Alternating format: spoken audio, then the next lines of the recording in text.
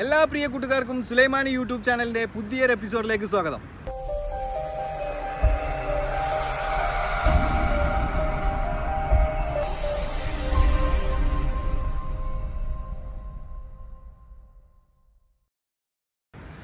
ഇന്നിവിടെ നമ്മൾ തയ്യാറാക്കാൻ പോകുന്നത് റെസ്റ്റോറൻറ്റ് സ്റ്റൈൽ ബീഫ് ചില്ലി എങ്ങനെ നമുക്ക് വീട്ടിൽ തന്നെ ഉണ്ടാക്കാം എന്നുള്ളതാണ്. നമ്മൾ റെസ്റ്റോറൻറ്റിൽ പോകുന്ന സമയത്ത് നമ്മൾ കഴിക്കാറുണ്ട് ബീഫ് ചില്ലി, ഡ്രൈ ആയിട്ടുള്ള ബീഫ് ചില്ലി. അത് നമുക്ക് എങ്ങനെ വളരെ പെട്ടെന്ന് വീട്ടിൽ തന്നെ ഉണ്ടാക്കാം, വീട്ടിലുള്ള ഇൻഗ്രീഡിയൻസ് ഉപയോഗിച്ച് നമുക്ക് വളരെ പെട്ടെന്ന് ഉണ്ടാക്കാം എന്നുള്ളതാണ് നമ്മൾ ഇന്നിവിടെ വീഡിയോയിൽ ചെയ്യാൻ പോകുന്നത്. അപ്പോൾ നമുക്ക് ജസ്റ്റ് ആ വീഡിയോ ഒന്ന് കാണാം. ഇതുവരെ നിങ്ങൾ ഞങ്ങളുടെ യൂട്യൂബ് ചാനൽ സബ്സ്ക്രൈബ് ചെയ്തിട്ടില്ലെങ്കിൽ എത്രയും പെട്ടെന്ന് സബ്സ്ക്രൈബ് ചെയ്യുക. തൊട്ടടുത്തുള്ള ബെല്ലൈക്കൺ ഒന്ന് ക്ലിക്ക് ചെയ്യുക. ഞങ്ങൾ ചെയ്യുന്ന എല്ലാ വീഡിയോസും നിങ്ങൾക്ക് നോട്ടിഫിക്കേഷനായിട്ട് ലഭിക്കാൻ വേണ്ടിയിട്ട്. അപ്പോൾ നമുക്ക് വീഡിയോ കാണാം. ഓക്കെ, ഇപ്പോൾ നമ്മളിവിടെ എടുത്തിരിക്കുന്നത് 1/2 കിലോ ബീഫാണ്. ബീഫിനെ ഞങ്ങൾ ചെറുതാക്കി കട്ട് ചെയ്തിട്ടൊന്നുമില്ല, അത് വേവിച്ചതിന് ശേഷമാണ് ചെറുതായിട്ട് കട്ട് ചെയ്യുക. എന്നാലേ നമുക്കത് കറക്റ്റായി മുറിക്കാൻ കഴിയും. നമുക്കിതിനൊന്ന് നന്നായിട്ട് കഴുകിയെടുക്കാം. ഒരു 2-3 പ്രാവശ്യം നന്നായിട്ടൊന്ന് കഴുകണം. എല്ലാ ബ്ലഡൊക്കെ ഒന്ന് പോകണം, ആ നെയ്യൊക്കെ ഒന്ന് കളയണം. നന്നായിട്ട് ക്ലീൻ ചെയ്യാൻ ശ്രമിക്കുക, നന്നായിട്ടൊന്ന് കഴുകിയെടുക്കുക.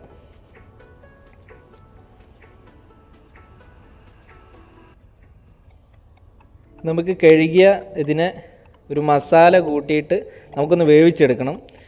അതിനുവേണ്ടി നമുക്ക് കുറച്ച് മഞ്ഞൾപ്പൊടി ചേർത്ത് കൊടുക്കാം. പിന്നെ നമുക്ക് കുറച്ച് കുരുമുളക് പൊടി ഞങ്ങളിവിടെ 1 സ്പൂണാണ് ഉപയോഗിച്ചിരിക്കുന്നത്. പിന്നെ കുറച്ച് പാകത്തിന് ഉപ്പ് ചേർത്ത് കൊടുക്കാം. ഉപ്പ് നമുക്ക് പാകത്തിനൊന്ന് നോക്കിയിട്ട് ഇട്ട് കൊടുത്താൽ മതി, നമ്മുടെ ബീഫിൻ്റെ ക്വാണ്ടിറ്റി അനുസരിച്ച്. പിന്നെ കുറച്ച് കറിവേപ്പിലയും. എന്നിട്ട് നമുക്ക് നന്നായിട്ടൊന്ന് മിക്സ് ചെയ്തെടുക്കാം. എല്ലാ ഭാഗത്തൊന്ന് ആ മസാല ഒന്ന് പരട്ടി കൊടുത്ത് മിക്സ് ചെയ്തെടുക്കാം.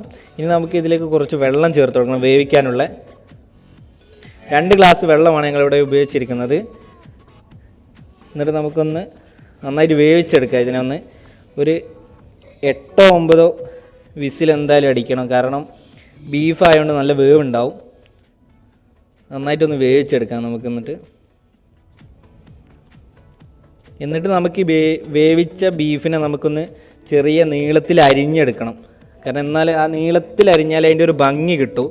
ഇത് പൊടിയാതെ സൂക്ഷിക്കണം, കാരണം പൊടിഞ്ഞാൽ അതിൻ്റെ ഒരു ഭംഗി കിട്ടില്ല. നീളത്തിൽ തന്നെ അരിയാൻ ശ്രമിക്കുക എല്ലാവരും. എന്നിട്ട് നമുക്ക് ഈ അരിഞ്ഞ് വെച്ച ബീഫിനെ നമുക്ക് ഒരു മസാല കൂട്ടി പൊരിക്കാൻ വേണ്ടി നമുക്കൊരു മസാല കൂട്ടണം. അതിനുവേണ്ടി നമുക്ക് കുറച്ച് ഇഞ്ചി വെളുത്തുള്ളി പേസ്റ്റ് ചേർത്ത് കൊടുക്കുക ആദ്യം. എന്നിട്ട് കുറച്ച് ചുവന്ന മുളക് പൊടിച്ചെടുത്തത്, ഞങ്ങൾ 6 പീസാണ് ഇവിടെ ഉപയോഗിച്ചിരിക്കുന്നത്. ഒരു 1/4 ടീസ്പൂൺ മഞ്ഞൾപ്പൊടി അത് മതി. പിന്നെ നമുക്ക് കാശ്മീരി ചില്ലിയാണ് ഞങ്ങളിവിടെ ഉപയോഗിച്ചിരിക്കുന്നത്, കാരണം നല്ല കളർ കിട്ടും, അധികം എരിവും ഉണ്ടാവില്ല. ഒരു 2-2.5 ടീസ്പൂൺ ഞങ്ങളിവിടെ ഉപയോഗിച്ചിരിക്കുന്നത്.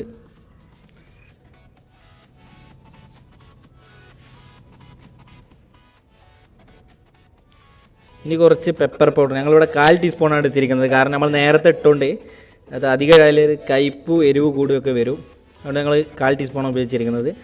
ഇനി നമുക്ക് കുറച്ച് ഗരം മസാല 1/4 ടീസ്പൂൺ അത് മതി അതിലേക്ക്.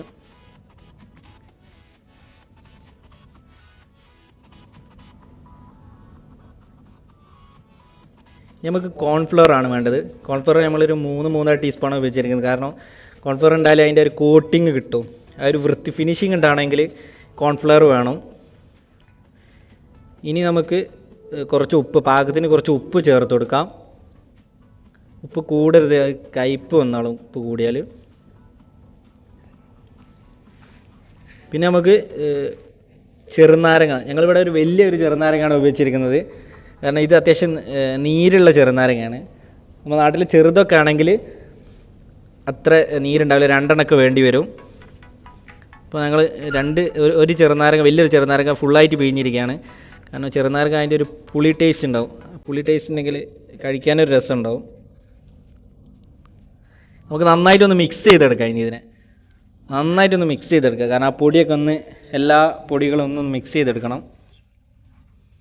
നമുക്ക് അത് ടൈറ്റ് ആണെങ്കിൽ നമുക്ക് കുറച്ച് വെള്ളം ചേർത്ത് കൊടുക്കണം. കാരണം ഇത് ഏകദേശം അതിന്, പക്ഷേ എന്നാലും ഞങ്ങൾ കുറച്ച് വെള്ളം ചേർത്ത് കൊടുക്കേണ്ട ഇതിലേക്ക്. കാരണം അധികം ടൈറ്റ് ആയാലും മസാല ഒന്ന് അതിൽ പരട്ടാൻ കഴിയില്ല. കുറച്ച് വെള്ളം ചേർത്ത് കൊടുത്താണ്. ഒന്നുകൂടി നന്നായിട്ടൊന്ന് മിക്സ് ചെയ്ത് കൊടുക്കാം. നന്നായി മിക്സ് ചെയ്തതിന് ശേഷം നമുക്ക് ഈ വേവിച്ച് വെച്ച അരിഞ്ഞെടുത്ത ആ ബീഫിനെ നമുക്ക് ഇതിലേക്ക് ചേർത്ത് കൊടുത്തിട്ട് നന്നായിട്ടൊന്ന് മിക്സ് ചെയ്തെടുക്കണം.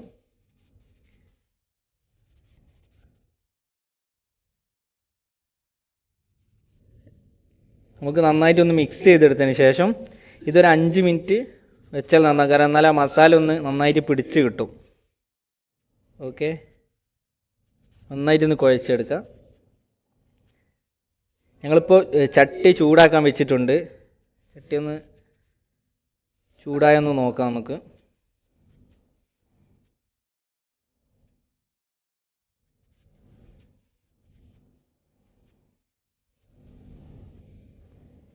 ഇപ്പോൾ ഇതാ ഞങ്ങൾ മസാല നന്നായിട്ട് പിടിപ്പിച്ച് വെച്ചിട്ടുണ്ട്. ഇനി നമുക്ക് ചൂടായ ചട്ടി ഇപ്പോൾ നന്നായി ചൂടായിട്ടുണ്ട്. ഇനി നമുക്ക് ഇതിലേക്ക് കുറച്ച് ഓയിൽ ചേർത്ത് കൊടുക്കാം. ഞങ്ങളിവിടെ സൺഫ്ലവർ ഓയിലാണ് ഉപയോഗിച്ചിരിക്കുന്നത്. അധികമൊന്നും ഒഴിക്കേണ്ട. നമ്മൾ 2-3 പ്രാവശ്യമായിട്ടാണ് പൊരിച്ചെടുക്കുക. കാരണം ഇത് ചെറിയ ചട്ടി ആയതുകൊണ്ട് 2-3 പ്രാവശ്യമായിട്ടാണ് നമ്മൾ പൊരിച്ചെടുക്കുന്നത്. അപ്പോൾ നന്നായിട്ടൊന്ന് മുങ്ങിപ്പൊരിയണം. മുങ്ങിപ്പൊരിഞ്ഞാൽ അതിൻ്റെ ഒരു ടേസ്റ്റ് കിട്ടും. കാരണം നന്നായിട്ടൊന്ന് വെന്ത് റെഡി ആവുകയുള്ളൂ. നമുക്ക് ഓരോന്നായിട്ട് ഇതിലേക്ക് ഇടുമ്പോൾ ഓരോന്നായിട്ട് ഇടണം. മൊത്തമായിട്ട് ഇടരുത്. കാരണം എന്താണെന്ന് വെച്ചാൽ ഇത് ഒട്ടിപ്പിടിക്കാൻ സാധ്യതയുണ്ട്. അതോടൊപ്പം പൊടിഞ്ഞ് ആ കോട്ടിങ്ങൊക്കെ ഒന്ന് പോവുകയും ചെയ്യും മൊത്തമായിട്ട് ഇട്ടാൽ. അപ്പോൾ ഓരോന്നായിട്ട് ഇട്ട് കൊടുക്കുക. വേർതിരിച്ച് അധികം തിക്കി നിറച്ചിടണ്ട. നമുക്ക് 2-3 പ്രാവശ്യം പൊരിച്ചെടുക്കാം. പിന്നെ തീ അധികം ചെറിയ ഇതിൽ പൊരിച്ചെടുക്കണം. ഇതിപ്പോൾ അപ്പോൾ ആയിരിക്കുകയാണ് ഏകദേശം. കാരണം ഇത് അധികം നമുക്ക് പൊരിക്കാൻ പറ്റില്ല. കാരണം ഓൾറെഡി കുക്കിഡാണ്. അതുകൊണ്ട് അധികം വെച്ചാൽ കരിഞ്ഞു പോകും. ആ കോട്ടിങ്ങൊക്കെ കരിഞ്ഞു പോയാൽ അതിൻ്റെ ഒരു ടേസ്റ്റ് കിട്ടില്ല. ഇപ്പം നമുക്ക് ഈ റെഡി ആയി. നമുക്ക് കോരി എടുത്തൊരു ചെറിയ പ്ലേറ്റിലേക്ക് മാറ്റാം.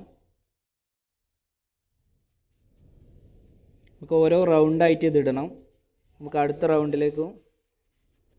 ഒന്ന് ഇട്ട് നോക്കാം.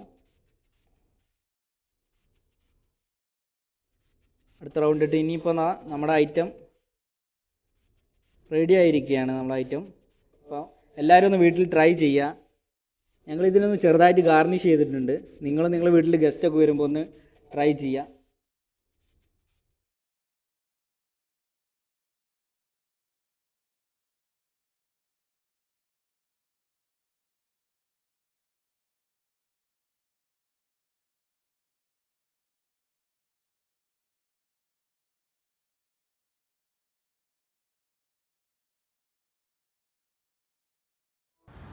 അപ്പോൾ എല്ലാവരും വീഡിയോ കണ്ടു ഇഷ്ടപ്പെട്ടെന്ന് വിചാരിക്കുന്നു. എല്ലാവരും ഇത് നിങ്ങളുടെ വീട്ടിൽ തന്നെ ഒന്ന് ട്രൈ ചെയ്ത് നോക്കുക. ട്രൈ ചെയ്ത് നോക്കിയതിന് ശേഷം നിങ്ങൾക്ക് നിങ്ങളുടെ അഭിപ്രായങ്ങൾ ഞങ്ങളുടെ വീഡിയോൻ്റെ താഴെ നിങ്ങൾ കമൻ്റായിട്ട് അറിയിക്കുക.